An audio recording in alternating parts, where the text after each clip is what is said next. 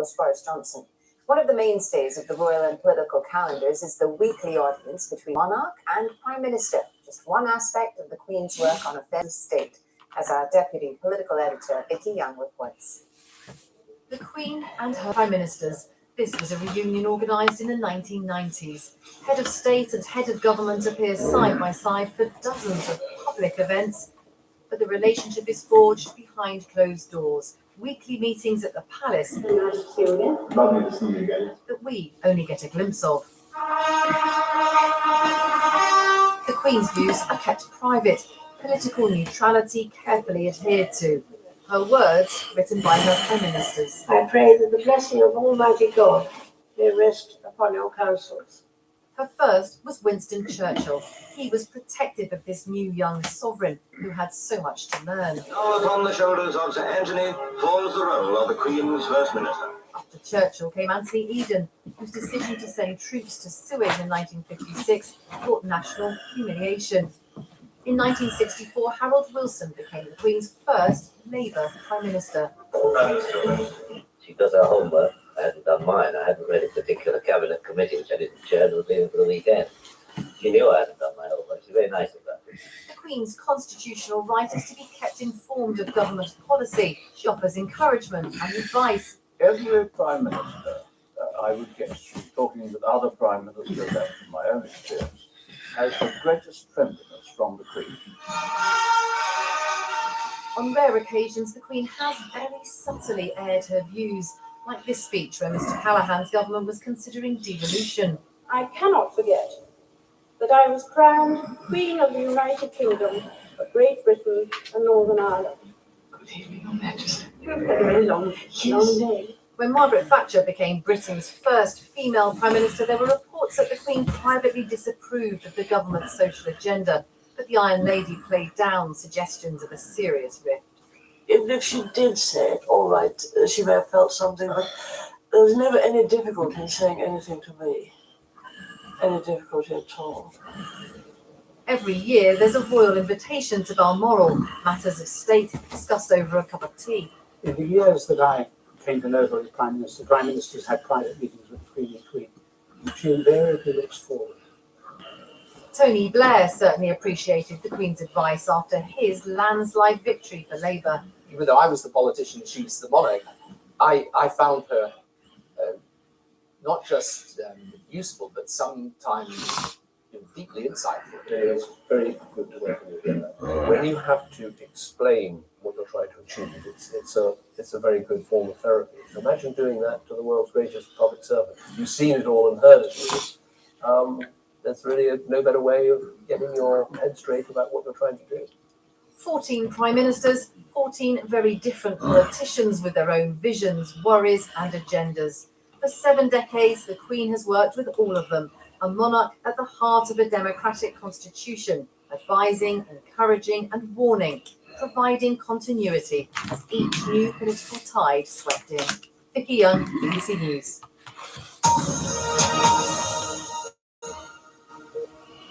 Well, I want to bring you some news now, a development in Ukraine, a story that we've been following for you here on BBC News for quite some time. President Joe Biden, has confirmed he will send more advanced rocket systems to Ukraine to fight against the Russian invasion. Now, this comes from a piece for the New York Times that he wrote, and in it he said the weapons will enable Ukrainians to more precisely strike key targets on the battlefield in Ukraine. Now, President Biden didn't specify, the exact type of rocket systems, but it is thought they will be the answer to high mobility artillery. Writing in that same New York Times article, Mr. Biden also said, of course, that this would allow and enable Ukrainians to strike Russian targets more precisely on the battlefield. Last week, he said he didn't want to provide weapons that could reach deep into Russia itself, but standard U.S. multiple launch rocket systems will still have twice the range of the artillery so far delivered and are more accurate, according to analysts, than their Russian equivalents.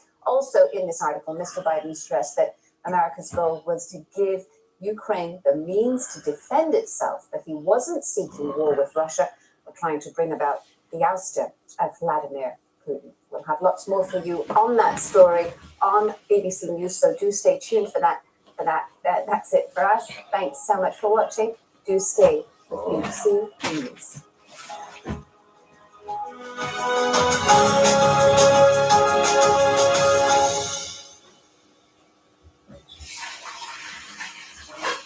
Hello, a new month starts with very similar weather after Tuesday's big clouds, showers and thunderstorms, umbrellas at the ready for Wednesday. The showers probably not as widespread, but there'll still be some heavy ones around with warmer sunny spells in between. Low pressure still close by. High pressure's trying to build in, and although that may be in time for the Platinum Jubilee weekend, there are some complications as we'll see in a moment. This is how we start off the Wednesday morning. Low single figures in the chilliest, clearest spots. An area of rain pulling out of Wales into the Midlands and then just turning into another batch of showers as it bears down on southeastern areas. Now, many other places will start the day dry with sunny spells, clouds going to build, scattered and at times heavy showers break out from central, southern parts of Scotland, northern, central and eastern areas of England, in particular, maybe with a longer thunder. Not many showers at all for Northern Ireland. Northern Scotland and for Wales and the southwest becoming mainly dry at the end of the afternoon, and a day where temperatures are a little bit higher than they've been. And in fact, a lot of fine there to end the day. Overnight and into Thursday, increasing cloud towards Northern Ireland here, with the weather system from the Atlantic trying to feed in. Ahead of that, clear spells with some patchy fog around, and another rather chilly start to the day for Thursday, the first, of course, of this long holiday weekend. And outbreaks of rain look as if they're going to push in very gradually towards Northern Ireland on Thursday, with ahead of that a few showers breaking out across Scotland and Northern England, whereas the further south you are in England and through Wales stays largely dry. Temperatures are a bit higher than they've been, talking high teens and low 20s. In the sunshine, will feel warmer.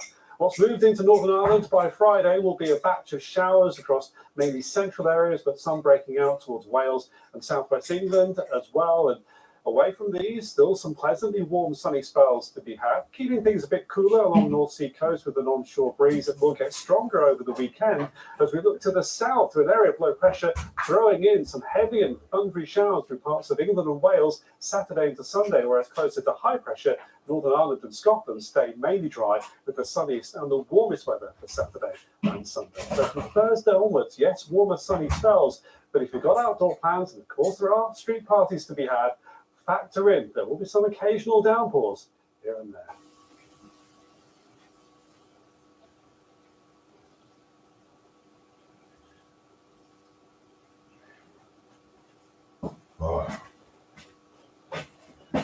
So, when's the show start? Give me 100%, and I swear to God, I'll give you back 100%. I'll smite you! This is really going to happen to you. Oh, I love you. All right. See what happens. You're going to love it! Yes! Watch now on BBC iPlayer.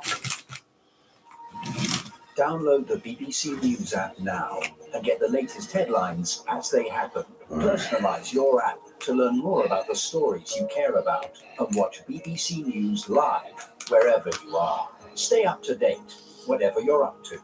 Download the BBC News app. To mark Her Majesty Queen Elizabeth's Platinum Jubilee, BBC News will be reporting from across the country as the nation celebrates. We'll bring you extensive coverage of the events. I'm not celebrating. Over a 4-day bank holiday weekend, with all the pomp, pageantry and parties. Platinum Jubilee coverage from tomorrow on the BBC News channel. I've been exploring the link between addiction and mental health. For a year, I've been following Tony as he struggles to balance his drug taking and his schizophrenia. Most drug addicts have a reason that they're addicted. Discovering how in Birkenhead they're saving lives with an innovative support network. This is a place where people know and feel safe and be heard. It just helps me to cope. Join me, Jeremy Cook, for Addiction. Watch both episodes on BBC iPlayer.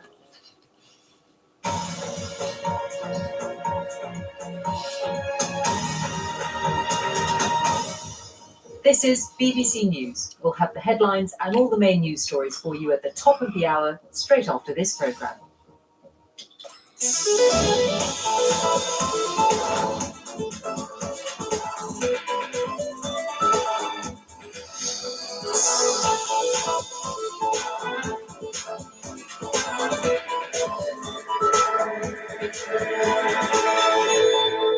This week, we'll catch superstar hoping to help women exercise smarter. I'm trying to run for a gold medal here, but I'm also very aware that I've just started my period. Chris is braving the cold. Still, he's got some furry friends to keep him warm. But what's he doing with his phone? No idea. Show me your nose. And all aboard the new Elizabeth line as Paul's schoolboy dreams come true. Woo! This station is Paving where this train terminates. All change, please. All change. I've always wanted to do that.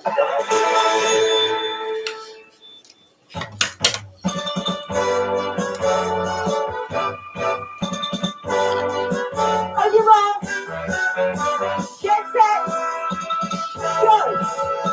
Can you believe that it's exactly 10 years since this site was just getting ready to host the 2012 Olympic Games? It feels like it was yesterday that this Olympic stadium was alive with the roars of the crowds cheering on the athletes. Time flies. And when you plan a site like this, indeed when you spend all of that money, it's important to plan a legacy, how the place could be put to good use once the games are finished. And the park is still thriving with football, swimming, cycling, and generally just being a nice place to come. And in a weird way, the same is true for Olympic athletes. They don't usually get to compete at that level for the first part of their careers. Take Jessica Ennis-Hill, who gave us so many great moments, even winning gold in the 2012 heptathlon. Yeah, in fact, she ran the entire distance that we've just walked in 12 and a half seconds while jumping over stuff. And her career still took more twists and turns after that, with injuries, a remarkable return after her pregnancy to win at the World Championships, and then taking silver in Brazil. And since retiring from competitive sport, she, like the whole park, is looking to the next thing. Now, it's still connected to sport, as you'd expect, and it's also connected to women's health, specifically menstruation. Periods aren't something that's always openly talked about and discussed even less in relation to exercise. But Jessica's new app hopes to help women work out better around their cycle. So Shona McCallum's been to meet her to find out more.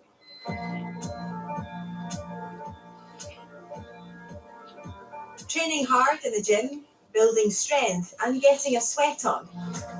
But what if you're on your period? One occasion I was at the Junior European Championships, and I remember just running that 800 metres thinking, I'm trying to run for a gold medal here, but I'm also very aware of just starting my period. I just rushed off the track and felt like I just didn't absorb that amazing gold medal moment.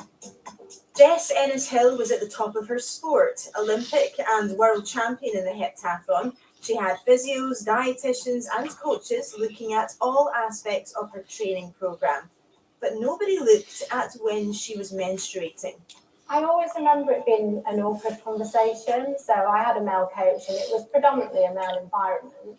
And I remember, just having those small conversations of, I'm on my period, or I'm a bit tired, or I'm not feeling 100%, but never feeling fully confident about having that more open conversation about how I felt and how it was making me feel when I trained.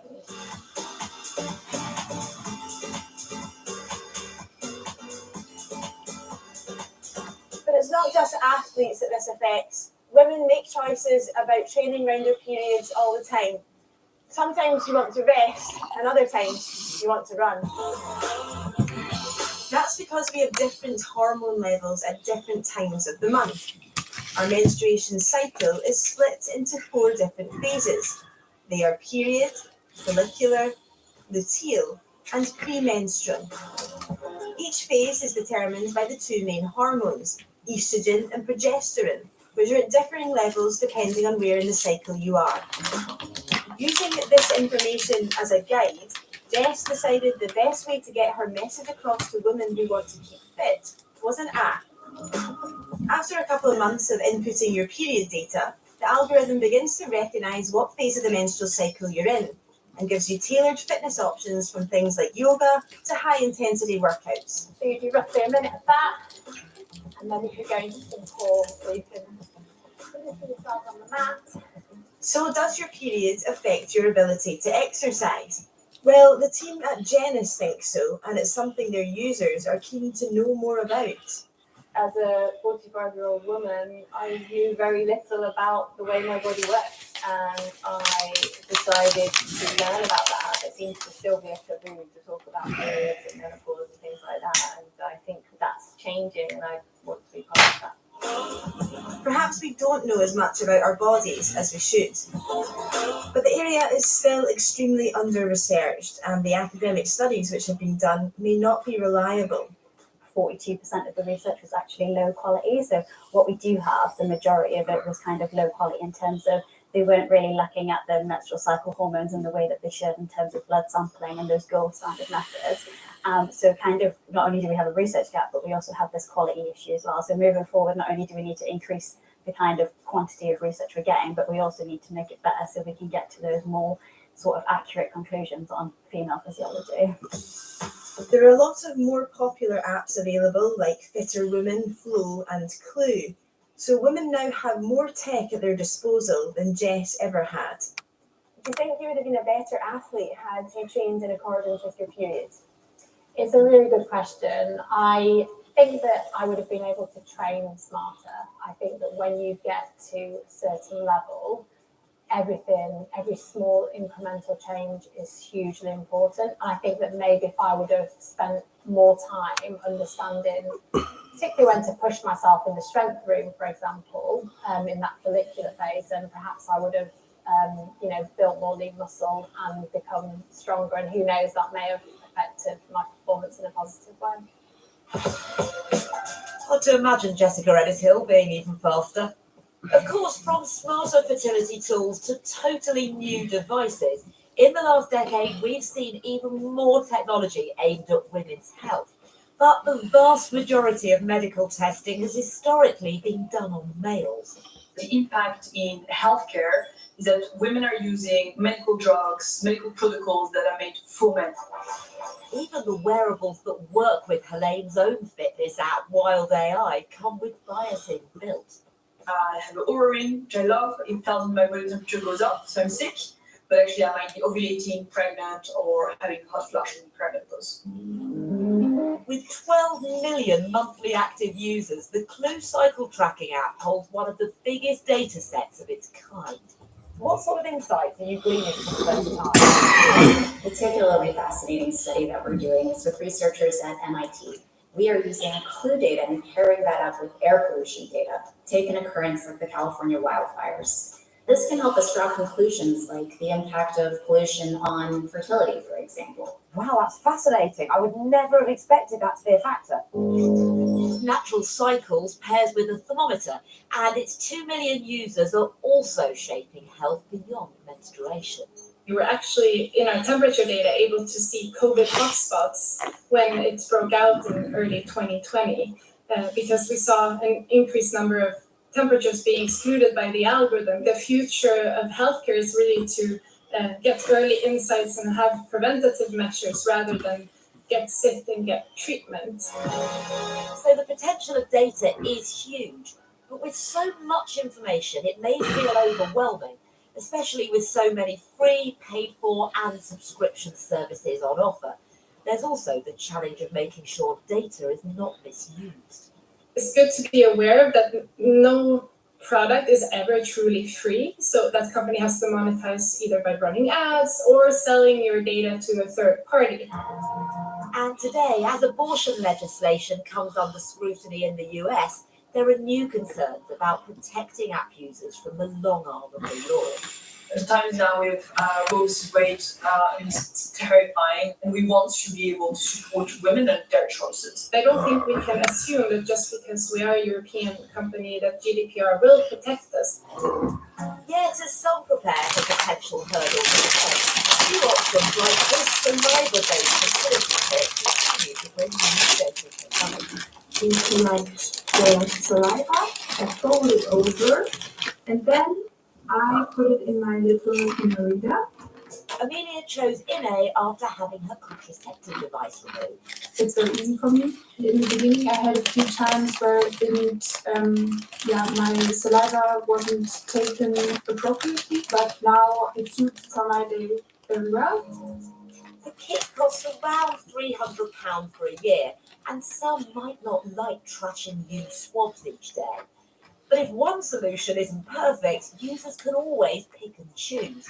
Combining the fertility and cycle tracking app Clue makes me feel more secure because I have the best of both worlds. Many symptoms I can track in Clue and the progesterone levels in it. It's not fully developed, so I will just wait and be part of the process.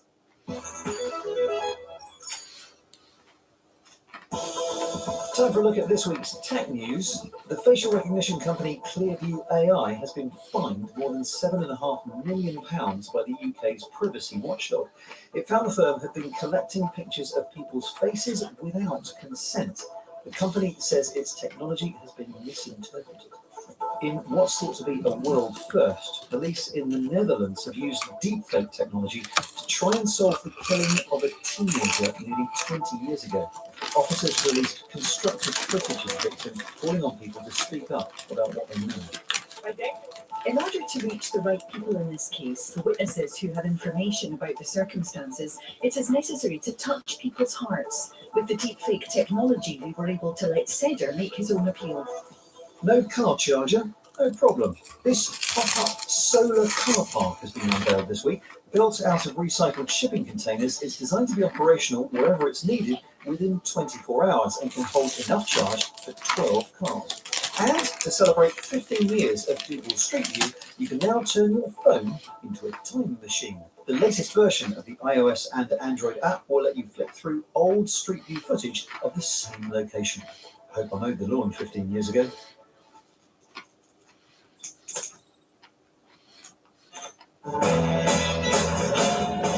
You may have seen Casey Neistat touring first-class cabins in the clouds, hanging from helicopters in Hollywood, or snowboarding the streets of New York City. He's had his own TV series, acted in movies, founded and invested in tech companies, and is now turning his talents to feature-length documentaries. I sat down with the viral star, virtually, of course. Hello, how are you doing, Casey? I'm just happy that we all have our glasses on.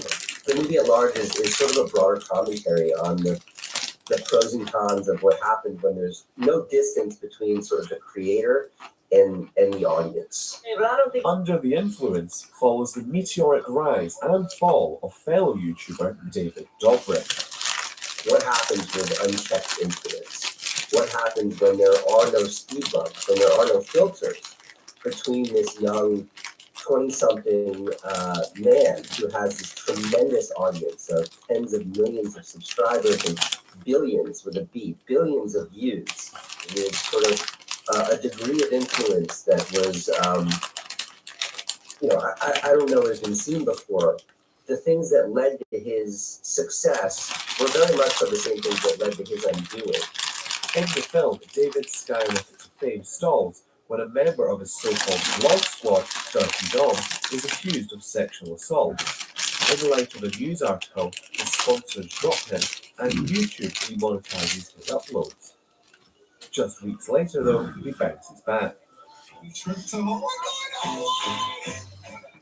The fact that in the shadow of all of those revelations, that accountability did not yield the sort of consequence that certainly the journalist and the survivor herself had anticipated. To me, that is such sort of a bleak outcome. It is, what does it say about our society that, there is such little accountability for wrongdoing in the world of influence and social media? I want to apologize to her and her friend. David has said he believes the allegations and has offered an apology. Dirty Dom has also apologized, but says it was consensual. As well as the film world, Casey is also in the tech industry, founding video app Beam back in 2014, which he sold to CNN for an estimated $25 million. We're officially live in the App Store. We've seen such tremendous outcomes because of the opportunities created with technology. But there's a downside to that. There are real negative outcomes. There are real dangerous outcomes, and that theme exactly is what my movie explores. Good job, David. That was Nick talking to Katie Neistat. Now, earlier we talked about the importance of Olympic sites having a legacy and being useful and accessible to the wider community. Well, one of the ways that's happening here in London is that purple circle up there means that this place is one of the new stops on a new train line that crosses London. Originally called Crossrail, work started on it in 2009, but it's since been renamed the Elizabeth Line, opening just in time for the Queen's Platinum Jubilee. But before the public got on board, Paul Carter went for a sneak preview. Please mind the doors. This is the Elizabeth Line, London and the southeast of England's first new railway in a generation. It's also the UK's first newly built, fully digital railway. And as Click's resident train enthusiast, I was lucky enough to be one of the first people to ride the newest stretch of track. It's finally open to the public, operating as 3 separate sections. When it begins fully operating as a single line next year, it will be a 73-mile railway carrying an estimated 500,000 passengers a day. In the core section of the line running underneath central London, the £1 billion fleet of trains are almost entirely automated, The dream comes true. setting off from stations at the push of a button. So once you're ready, just check monitors again, just start, and the train will take off. That's so surreal. In the central section, trains and signals communicate with each other automatically, meaning trains can run faster and much closer together than if driven manually, allowing an increased service frequency. We're running 12 trains an hour, and the reason we can drive the train go a lot faster is because the computer controlling it is maintaining the distance between the trains ahead. So there's always a safe gap between them all, which can't be maintained on the normal network because of where the signal system is set up. Now, it's been a bumpy ride to get to this point. When construction began way back in 2009, it was Europe's biggest infrastructure project, but it was beset by problems and has opened 3.5 years late and £4 billion over budget. Many of the delays to the project were put down to the complexity of integrating 3 separate signalling systems. To the east and to the west of London, drivers operate the trains manually, where more traditional signalling is in operation. The central core, however, uses a system of signalling called moving block. Historically, what you have is fixed block, so you have a colour light signal that tells the trains that the next block is clear ahead. Whereas with us, the train is making its physical one block as it goes along the track, meaning that you can run as many trains as you want to. I went along to the control room for the Elizabeth Line in East London to see how it looks from the other side. This is where the magic happens. Where all the magic happens. As is often the case, technology also requires a human helping hand. Your counting phone is not hands-on. You don't have a reset ahead of your phone. I'm going to cancel your route that's earlier 3 line 3, so I'll do that now. If you can just detect that your train on, if it's successful, give me a call back and do your route out. You've just seen there 2 instances the real benefit of having someone that's actually skilled and able to deal with problems here, as well as having this kind of technology.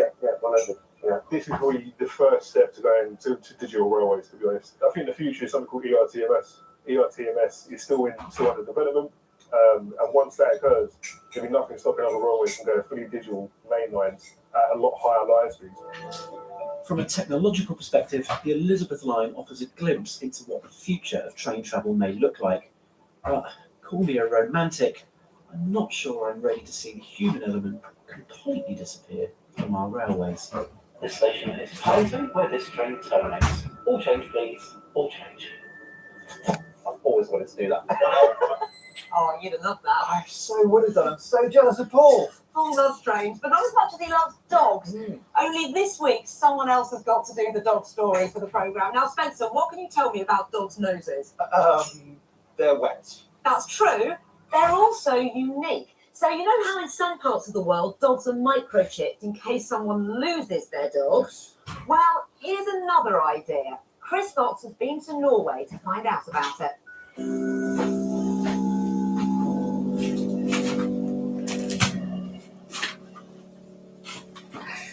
We've always had a nose for a good pet tech story, so when I found a company developing home-based Face ID for dogs, I knew just where to come to test it out. Somewhere with lots of dogs. So, until now, the usual way we identify dogs is with microchipping. In some countries, it's even the law. But a company from South Korea has developed an app that can identify dogs a little less invasively. All right then, go up!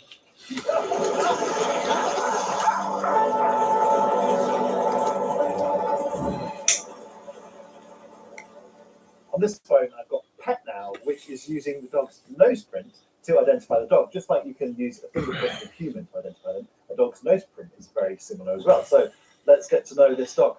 Come here.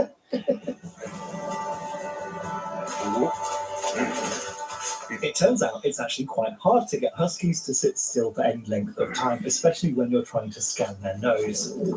Show me your nose. It takes the phone a few seconds to take pictures of the dog's nose and analyze them in the cloud. It also saves the pictures it takes to the phone's camera roll so you can enjoy them later. In the end, with a bit of help from professional husky musher Nicholas, I was able to get a successful scan. Oh yes, I found it. Okay, and the app is now telling me that this is Emma, and not only that, it's showing me that Emma's been reported as missing, and it's telling me where she was reported missing, and I can share my location with the owner so they can be reunited. Obviously, Emma is not really a lost dog. The huskies had been logged in the app so we could see if it can tell them apart. Unlike a microchip, which could be cut out of a stolen dog, you can't really remove a dog's nose, not without spoiling the dog. And by using the phone's camera to scan, anyone, in theory, can check a stray dog without any specialist equipment. Back at base, I spoke to Pet Now to find out why they'd settled on nose prints for dog recognition. There may be paws or ears or iris, but some dogs really hate showing their paws or their ears. But the nose is exposed all the time, and after a dog becomes 6 months old, the nose print stays there their entire life. So we believe that it is the best part for identification. What inspired you to make a nose print recognition app? In South Korea, the number of dogs and cats which are lost or abandoned are also increasing. The vet bills are not standardized in South Korea, and some owners are simply not willing to pay the high bills when their dogs or cats become really sick. Some of them choose to abandon them on the street. So we wish to build up a world without lost or abandoned animals. Some kennel clubs already use dog nose prints as a form of ID, but Pet Now hopes its app will become mandatory in South Korea to help reduce the number of dogs that are abandoned by pet owners when a big vet's bill arrives. To do that, they'll need the backing of government and a huge marketing push so that everybody, including people who don't own a dog, knows about the app and how to use it.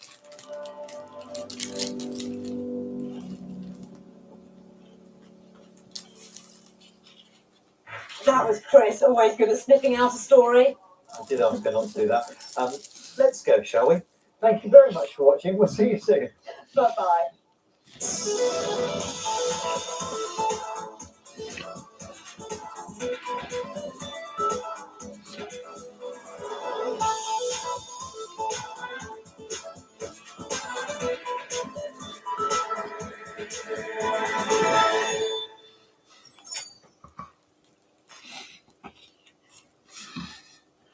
Hello, a new month starts with very similar weather after Tuesday's big clouds, showers and thunderstorms, umbrellas at the ready for Wednesday. The showers probably not as widespread, but there'll still be some heavy ones around, with warmer sunny spells in between. Low pressure still close by. High pressure's trying to build in, and although that may be in time for the Platinum Jubilee weekend, there are some complications, as we'll see in a moment. This is how we start off the Wednesday morning. Low single figures in the chilliest, clearest spots. An area of rain pulling out of Wales into the Midlands and then just turning into another batch of showers as it bears down on southeastern areas. Now, many other places will start the day dry with sunny spells, clouds going to build, scattered and at times heavy showers break out from central, southern parts of Scotland, northern, central and eastern areas of England, in particular, maybe with a rumble of thunder. Not many showers at all for Northern Ireland, northern Scotland, and for Wales and the southwest becoming mainly dry at the end of the afternoon, and a day where temperatures are a little bit higher than they've been. And in fact, a lot of fine weather to end the day. Overnight and into Thursday, increasing clouds towards Northern Ireland here. There's a weather system from the Atlantic trying to feed in. Ahead of that, clear spells with some patchy fog around, and another rather chilly start to the day for Thursday, the first, of course, of this long holiday weekend. And outbreaks of rain look as if they're going to push in very gradually towards Northern Ireland on Thursday, with ahead of that a few showers breaking out across Scotland and northern England, whereas the further south you are in England and through Wales, stays largely dry. Temperatures are a bit higher than they've been, talking high teens and low 20s. In the sunshine, it will feel warmer. What's moved into Northern Ireland by Friday will be a batch of showers across mainly central areas, but some breaking out towards Wales and southwest England as well. And away from these, still some pleasantly warm sunny spells to be had, keeping things a bit cooler along North Sea coast with an onshore breeze that will get stronger over the weekend as we look to the south with an area of low pressure throwing in some heavy and thundery showers through parts of England and Wales Saturday into Sunday, whereas closer to high pressure, Northern Ireland and Scotland stay mainly dry with the sunniest and the warmest weather for Saturday and Sunday. So from Thursday onwards, yes, warmer sunny spells, but if you've got outdoor plans, and of course there are street parties to be had, factor in there will be some occasional downpours here and there.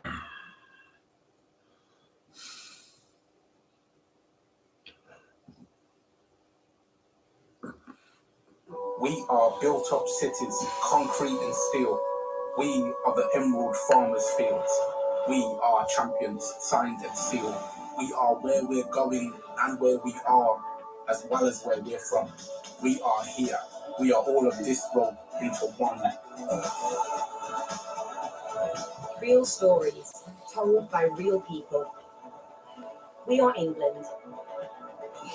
Watch on BBC iPlayer.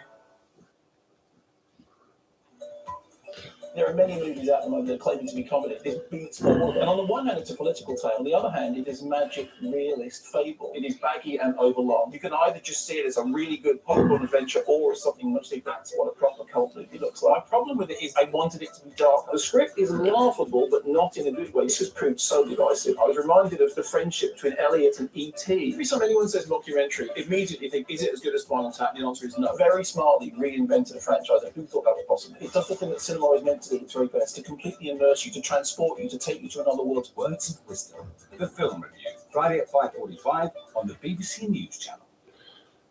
Hello, I'm Ross Atkins with Outside Source. This is the extraordinary story of climate change. Vaccines, Europe, the Taliban, Ukraine. Symbolically, it's very important. Let's take this stage by stage. Here's the BBC speaking with London, Beijing. The West has stepped up sanctions against Russia. Let's look at some of the international reaction. Tell us what you've been hearing in practical terms. What does that mean? Next, we have to step back and let's just remind ourselves this is all part of the same story. Piece the story together with Ross Atkins, Outside Source, weekdays at 7 on the BBC News Channel.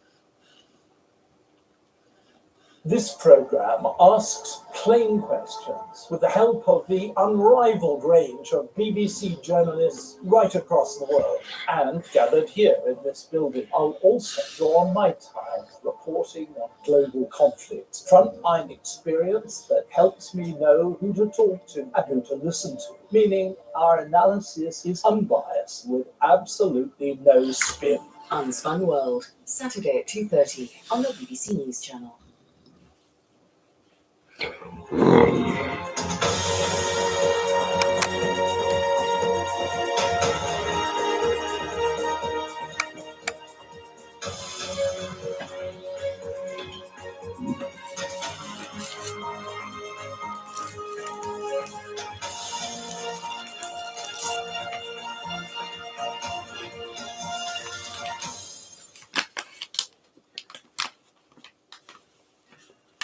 Welcome to BBC News. I'm David Eads. Our top stories. Russian forces pound the key city of Severodonetsk in eastern Ukraine, increasing their control of the area as an airstrike on a chemical plant there releases dangerous gases. Given the presence of large-scale chemical production in Donetsk, the Russian army strikes there including blind air bombing, are just crazy. A week after the mass school shooting in Texas, we hear from parents grieving the loss of their daughter and paying tribute to her talents. After more than 2 months of full lockdown, Shanghai eases its COVID restrictions. And BTS, South Korea's K-pop supergroup, visit the White House to speak about anti-Asian hate crimes in America.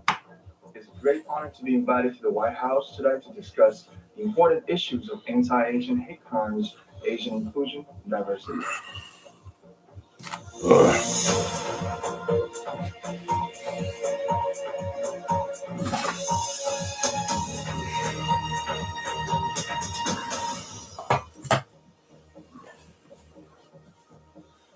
Hello, warm welcome to our viewers on PBS in America and around the globe. We're going to start with some news just coming to us out of the United States, as President Biden has confirmed the US is going to provide Ukraine with more advanced rocket systems and munitions. That's something that the Ukrainians have long been requesting. Writing in the New York Times, in fact, Mr. Biden said the weapons would enable Ukraine to strike Russian targets more precisely on the battlefield. He didn't mention what weapons would be provided. However, we do understand a senior official said the M142 high mobility artillery rocket system was going to be provided. So an American system, again pointing out that it would be used to strike on Ukrainian territory, not on into Russian territory. The range for the missiles is around 80 kilometers, so that's about 50 miles. Meanwhile, a Russian airstrike has hit a chemical plant in the embattled city of Severodonetsk, and it has released a cloud of dangerous gas as a result. Residents have been told they should stay in bomb shelters to avoid the fumes. The Ukrainians say Russian forces now control most of Severodonetsk and the main focus of the Russian offensive in the Donbass region. Tim Orman has this report. Thick black smoke hangs over the city of Severodonetsk.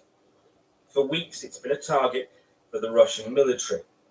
Now, reports of a strike on a chemical plant in a city that's been almost completely destroyed. The direction of the situation in the Donbass is very complicated. Given the presence of large-scale chemical production in Donetsk, the Russian army's strikes there, including blind air bombing, are just crazy. And it's not just Severodonetsk. This is the nearby city of Slovyansk. This building was hit by a Russian missile. A young man was killed in this room. Several others were wounded. The situation here is desperate, but the spirit of defiance is still strong. Liberators try to free us, but it's not needed, said this woman. We live in Ukraine. My house is in Slovyansk. It is a Ukrainian city, and I want to live in Ukraine. The war has been raging for more than 3 months, with claims and counterclaims of war crimes. Only a few days ago, a court in Ukraine sentenced a Russian tank commander to life in prison for killing an unarmed civilian. The International Criminal Court has begun its own investigation, claiming the whole country is now a crime scene. Every day in Ukraine we have extra 200, 300 war crimes. For this moment we have near 15,000 cases only about war crimes. As the fighting continues, so does the desperate exodus of civilians. The war has forced them to flee their homes. When, even if they go back, I'm going to bed. Tim Allman, BBC News. Let's focus on that apparent attack on the chemical plant. Aaron Montgomery is the president of Global Chemical Services and Emergency Response Company URE, and he joins us now from South Carolina. Thanks very much indeed, Aaron, for joining us. A lot still to be verified, in fact, in terms of what we know about this attack, but we do hear that a nitric acid container has been hit, and this is a big plant. What would be the risk of that? Yeah, nitric acid released is obviously toxic to humans and organisms and organic items. It's also incredibly corrosive to steel. So any other chemicals within the plant. It's a nitrogen plant, so we'll have anhydrous ammonia and ammonium nitrate fertilizers there for industrial use and agricultural use. So additional releases may occur.